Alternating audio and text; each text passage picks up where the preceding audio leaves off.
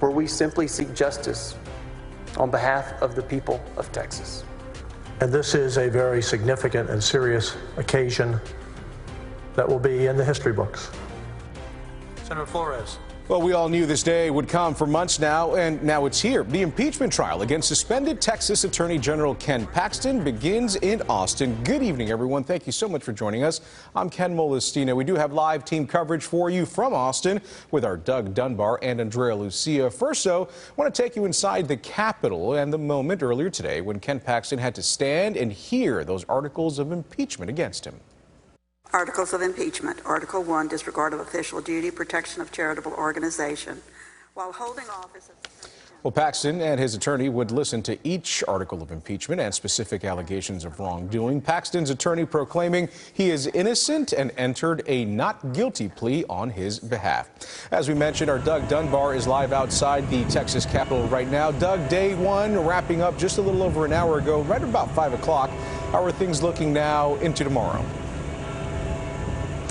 Things are somewhat smooth so far, but we had an interruption of proceedings, it almost felt like, because our expectation was that things were going to go until 6 o'clock, but they wrapped up just about an hour ago, right around the top of the hour at 5 o'clock.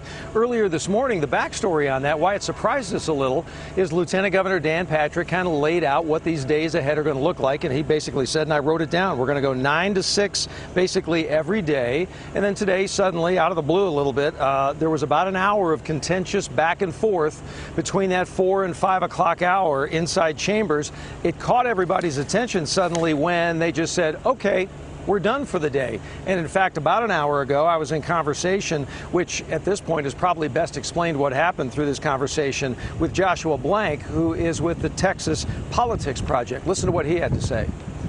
What's happened is the first witness was brought up by the House.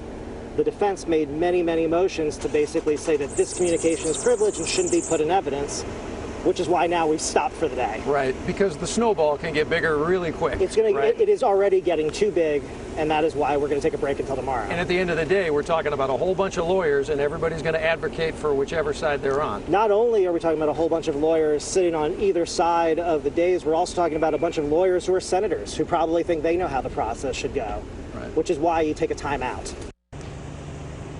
So an early timeout on day number 1. They finished at 5 instead of 6. Big moment so far. We expected it. We saw it. Lawyers for Ken Paxton attempting to get all of the articles of impeachment thrown out this morning. Before everything began, each and every attempt failed. Paxton was not in attendance, though, for the afternoon session, which was a bit of a surprise when the actual trial began. That was at 1 o'clock. He was here all morning. Ultimately, we found out the impeachment rules only required him to be in attendance for part of the day, technically not the whole day. So excused absence, I guess you'd call it. Some free tickets also for seats remained open in the Senate gallery. That's the place where the public may attend. Attendance or interest to attend ended up maybe a little seemingly lower than perhaps anyone had thought.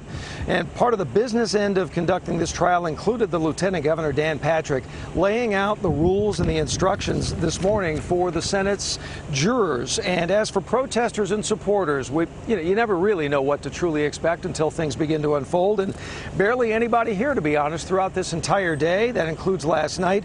It mostly felt just like another real hot, steamy, stuffy day outside the Texas Capitol here in Austin. With one small exception, we did see a few supporters of Ken Paxton stop by. Justice for Paxton! Justice for Paxton! Justice for Paxton!